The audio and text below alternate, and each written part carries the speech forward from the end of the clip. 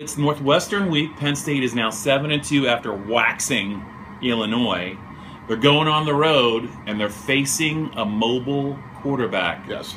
Should Penn State and its fan base be a little concerned about that? I think a little concern is the right way to put it. I don't think this is going to be a Maryland type of situation or an Ohio State type of situation. Northwestern's redshirt freshman quarterback Clayton, he's good. He has 5 or 6 rushing touchdowns this year. He's able to get out of the pocket and make plays. But I thought James Franklin made a good point this afternoon on Tuesday that a lot of he's not a JT Barrett where they're going to kill you with read option. But if he gets away from the initial rush, which Penn State sometimes had a problem with this year of containing once they get back there, that's when he causes problems. And the game shapes up to be obviously low scoring. Yeah. 2 pretty good defenses, 2 offenses that sometimes could be challenged.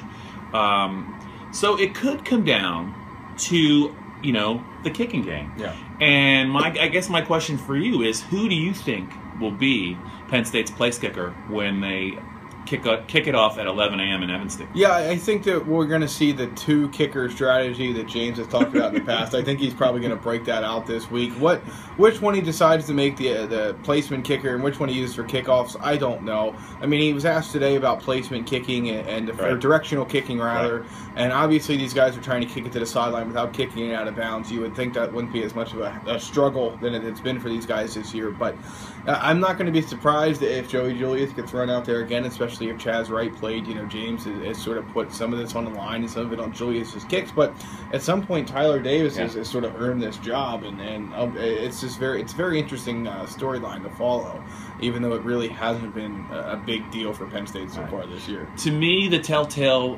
comment from him today was he did say the line.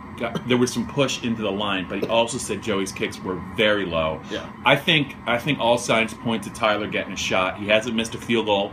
He's got the longest kick this year. He's made all his extra points. I just don't know. I don't know if you're Penn State. I think you got to let Tyler have a shot. I'd be surprised if he's not the kicker, but I'm wrong a lot. So we'll see. And it's not all negative, Greg, when it comes to Penn State special teams coming out of the Illinois game. The coaches, players of the week, according to James Franklin on special teams, we're coverage guys and guys that are fast. Nick Scott and Cole Farmer. Yeah. And those 2 players, I think, can help Penn State special teams in different ways. Yeah, they there was noticed last week during the game that those 2 raced to the end zone. That's all fine and well. I thought the takeaway for me from last week was Cole Farmer's kick return. Yeah. He disappeared. It didn't really make any sense as to why. I can't think of a kick return for him yet this year that you've really looked at it and said, wow, that was a waste. He usually gets upfield and runs somebody over, and I think he probably has the speed to run away from people if ever given the opportunity as well. Yeah, I wonder if there was some kind of nagging injury. Yeah. I do agree with you. He's so decisive. He's got the speed. I think he's got to be the primary kick returner. And Nick Scott on kickoff coverage especially